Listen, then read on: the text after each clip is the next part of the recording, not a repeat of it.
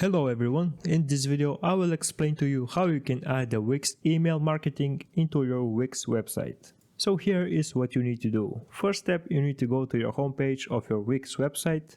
Then you can click on Marketing and SEO, which is right here. Then you can select Email Marketing. That will lead you to the next page. In here you want to select the email style that you prefer. I'm picking this one. And then you can add your own text and content from the settings on the left side of your screen. When you did all that, you can click on Next, which is on the top right of the page, and then you can click here, which is Import Connect.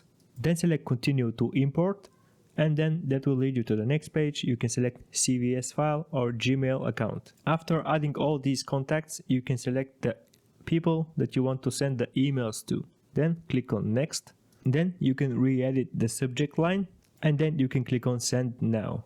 And that's all there is to it. I hope this video was helpful. Don't forget to subscribe and see you in the next one.